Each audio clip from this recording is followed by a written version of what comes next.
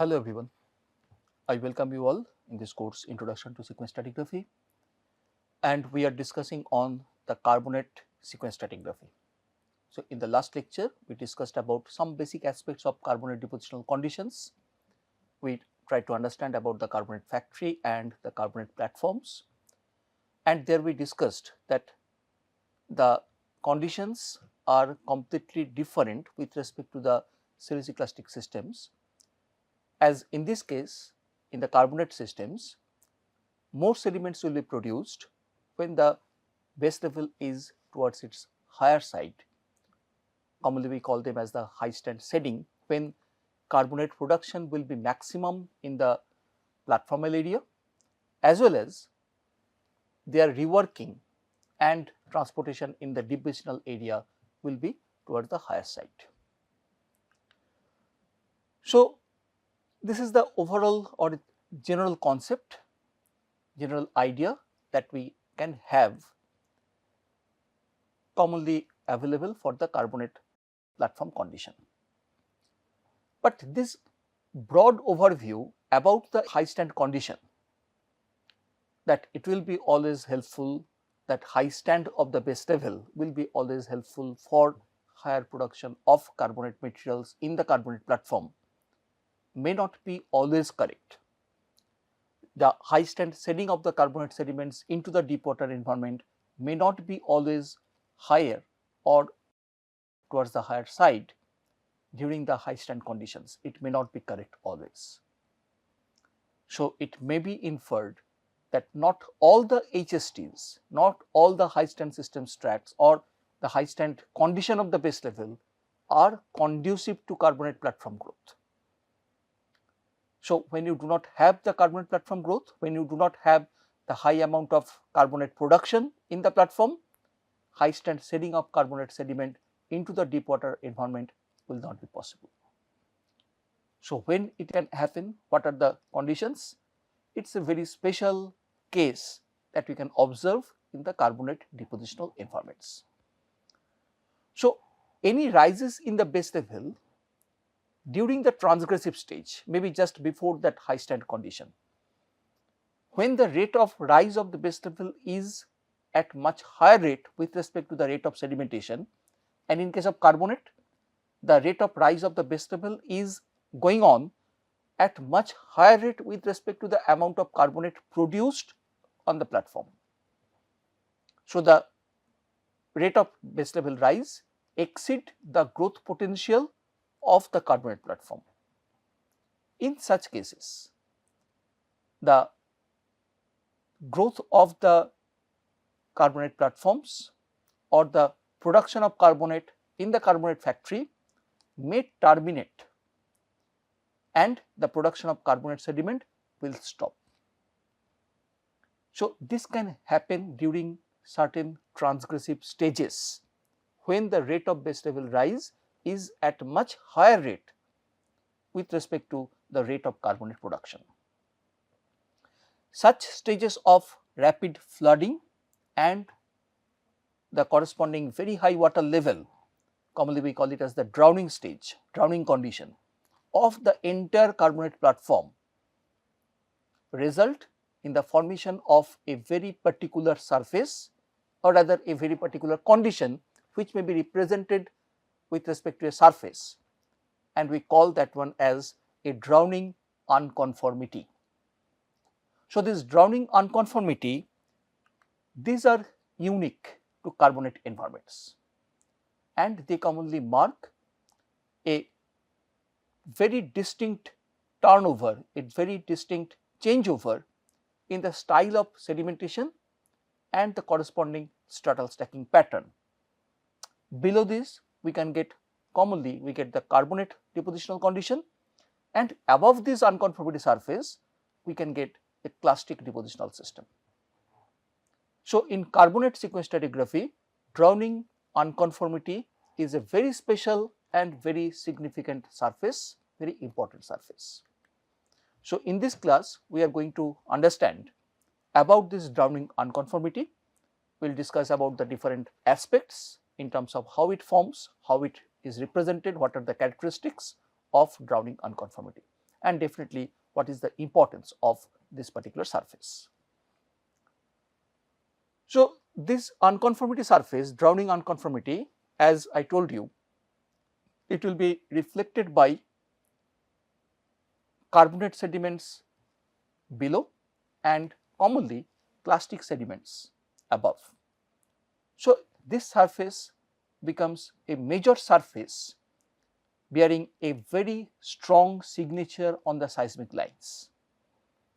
So, in mixed carbonate siliciclastic successions, this kind of surfaces having two contrasting sediment below and above can be identified as, can be marked as a very significant surface in terms of seismic lines in the seismic profiles, and can be used for demarcating the sequence boundaries. So, very often in the mixed carbonate siliciclastic successions, these surfaces are used as sequence boundaries. So, let us try to understand how a drowning unconformity forms and or rather where it can be found. Let us refer to the fundamental base level curve. So, base level curve is going on like this, and maybe from here on, after the LST, when the TST is starting, from that point the curve is going on like this, maybe after this like this. So, this phase, this particular phase is the transgressive phase, where the slope is very high and that indicates the rate of rise of the base level is very high. So, in that condition, maybe this was the substrate, the carbonate platform base, the self edge and the deep basinal part. So, from here maybe the sea level was here, and from this condition the sea level is rising up gradually. So, with this rise in this area, what is happening now? Sediment supply is stopped. Initially, when the base level will be coming up over here in this area, so this area is under photic zone now, so we will have some deposition. So, similarly, as the base level will be rising up gradually, we will have deposition over here, we will have deposition over here, and in that way we will have this kind of backstepping deposition. Now, when the sea level or the base level is somewhere here, this area is under significant water depth now, and maybe it is beyond the photic zone. The rate of rise of the base level here in this condition is going on at much higher rate with respect to rate of aggradation of the substrate. So, what will happen now? In this part, the deposition or production of carbonate will stop. In this area, what we are getting now, this entire area is now not getting any carbonate supply, because it is under a very significant water level. When the water level has reached over here, maybe this area is now coming under this drowning unconformity condition, and in that way it will gradually go back. On this surface, maybe some erosion is going on somewhere here, and that can be transported in this area, and we can get some healing phase deposits forming over here on this drowning unconformity. So, this particular surface which is forming due to this drowning effect in the carbonate platform area, which is leading to shutdown of the carbonate depositional conditions, shutdown of the carbonate factories within the platform, just because of this excessive water level, just because of this drowning effect, just because of this high rate of base level rise with respect to the rate of carbonate production. So, this is called as a drowning unconformity. When this condition is prevailing and the carbonate production is stopped, now definitely over here what we can expect is supply of the siliciclastic materials which may come over here, which may be supplied into the system, or which maybe was present in the form of suspended materials within the sediments. So, they will start depositing on these sediments.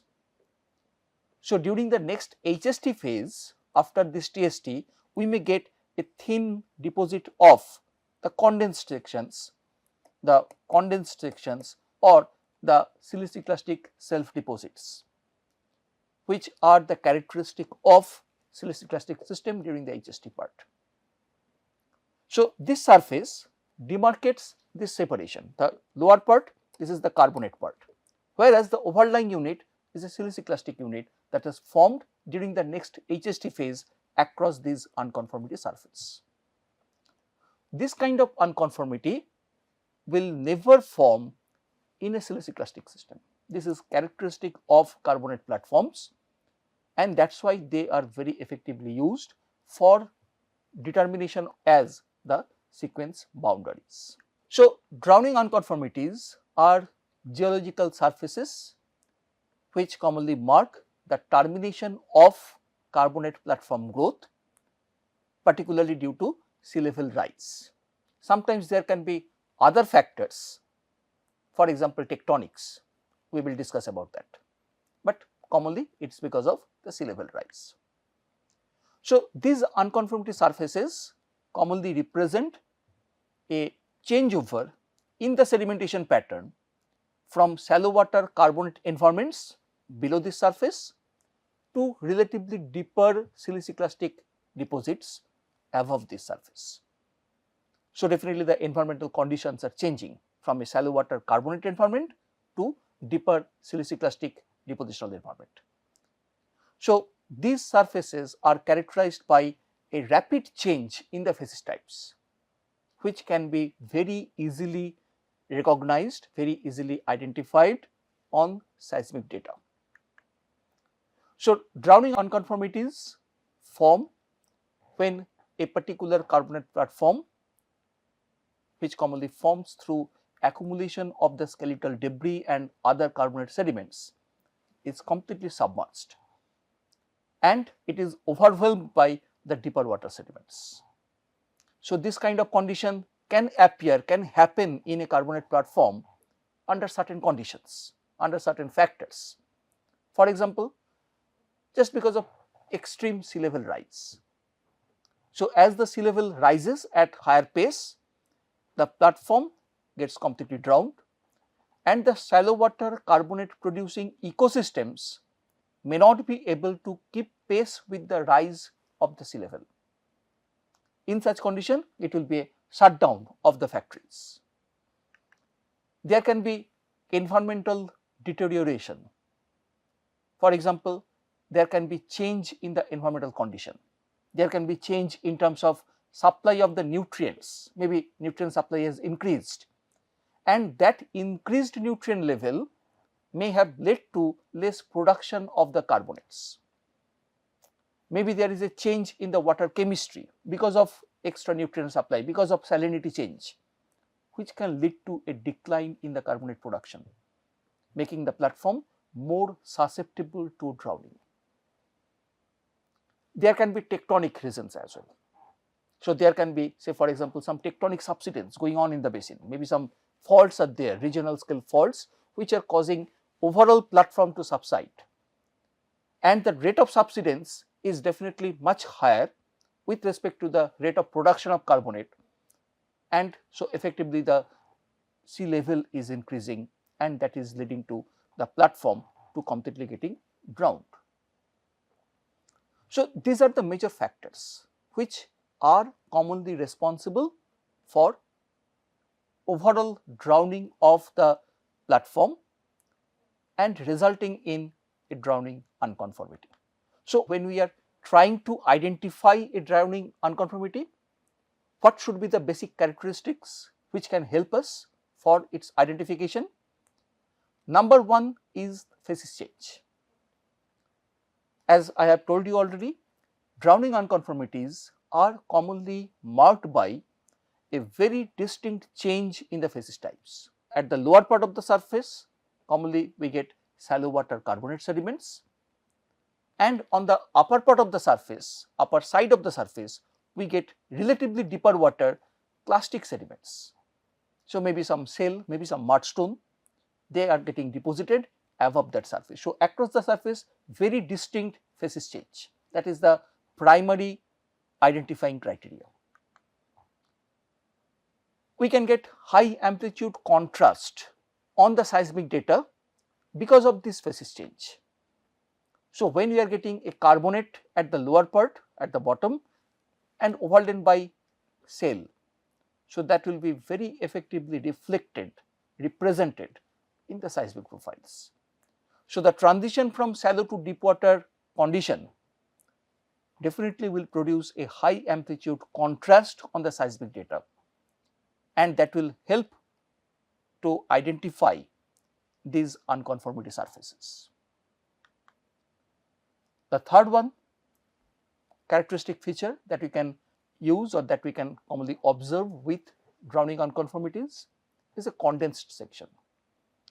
The drowning event are commonly followed by a period of relatively low sedimentation rate, and that is in a siliciclastic condition. So, that can result in formation of a condensed stratigraphic section. Already in our previous lecture on high stand systems tract, in our lecture on transgressive systems tract, we have discussed about the condensed sections. We have discussed how they form, what are the significance of these condensed sections. Exactly same kind of condensed sections can form just above these drowning unconformities, and definitely this surface will signify a hiatus, a gap in the sedimentation, because this period of drowning can represent a gap in the depositional record, because when this drowning event is going on, this process is going on, for certain amount of time carbonate production and its accumulation, the aggradation of the platform is stopped, and then there will be a time gap before the start of the siliciclastic deposit. So, that time interval potentially missing from the geological record, and that hiatus is represented through this particular unconformity surface. So, these are some of the characteristic features that we can commonly observe with respect to any drowning unconformity. So, we can observe this kind of drowning unconformity from many carbonate siliciclastic mixed depositional systems. They have been reported by several workers across the world from different successions of different geological ages, and also we can observe them in recent environments as well. For example, in certain part of Italy, for example, the Apulia region of Italy, for example, the Zhejiang Delta in China, for example, the pre-Alagoas region in Brazil. In these areas, carbonate platforms are present, and there we can straightway observe the formation of this kind of drowning unconformities. So, these are very common feature and very characteristic features. Now, the point is, what is the significance? Significance of identifying or getting a drowning unconformity. The first information that we can get, or the first interpretation that we can make from a drowning unconformity, is about the sea level history. I started this discussion on the drowning unconformity with respect to the base level curve, and there we interpreted that the nature of base level curve was significantly steep. So, there is a very high rate of rise of the base level during that particular phase. So, when we identify drowning unconformity in the sedimentary succession, they can help in reconstruction of the past sea level fluctuations. Since in many cases this kind of drowning activities are associated with tectonic subsidence of the basin, so that can be used to infer about the paleotectonic processes, paleotectonic activities, for example, some tilting, maybe some subsidence, and also we can interpret about the dominant environmental changes, which is more important with respect to sequence stratigraphy. These surfaces can reflect a very distinct change in the environmental condition. For example, shift in the carbonate production rate or shift in the oceanographic conditions. So, those changes in the environmental conditions very distinctly observed across the surface can help us in interpretation of the overall reconstruction of the paleodepositional environments across the basin through geological time. So, as the carbonate platform, they commonly backstep. The formation of this drowning unconformity, it starts from the self edge or maybe in the deeper part, and gradually that surface is retrograding, is backstepping along with the backstepping of the carbonate platform. So, maybe we are getting this drowning unconformity as a single line, as a single surface, but definitely this surface is not formed on a single day or by a single event. So, they are highly diachronous in nature and they commonly show a yonging pattern, yonging trend as you move landward. So, starting from the seaward side, starting from the edge of the platform, as you move landward, you get more younger drowning unconformity as the entire platform is backstepping. So, following the formation of the drowning unconformity, the water on the self area, it becomes much deeper, and in such deeper condition, the carbonate factory is stopped, shut down. So, until and unless the subsequent high stand condition prevails over there, when gradually the supply of sediment is relatively higher again, the rate of production of the sediment is relatively higher, then we can get the drowning unconformity is gradually covered up by the prograding sediments. Now, definitely that will take a lot of time. In between that, what we get is the high stand clastic system that comes over here, as we have seen in case of condensation, and sometimes these high stand clastic systems, they can prograde as part of the high stand system. So, very often we can identify this drowning unconformity surface as a downlap surface with respect to the overlying prograding high stand clastic systems. So, in this particular lecture, we have tried to understand a new concept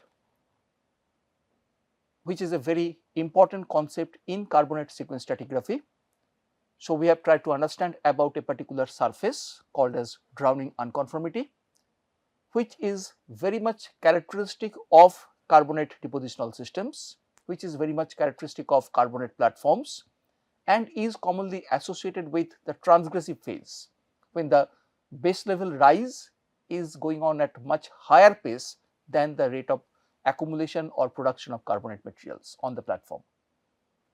So, these surfaces are very unique and they are very much significant, as they can provide us information about the sea level change, they can provide us information about the nature of sedimentation, about the change in the depositional conditions, and also they can help us in reconstruction of the base level change, reconstruction of the changing paleo-environmental conditions during successive phases of evolution of the carbonate platforms. So, with this, I will conclude this particular class, and these are some of the references that you can go through for further reading on the drowning unconformity and other related aspects.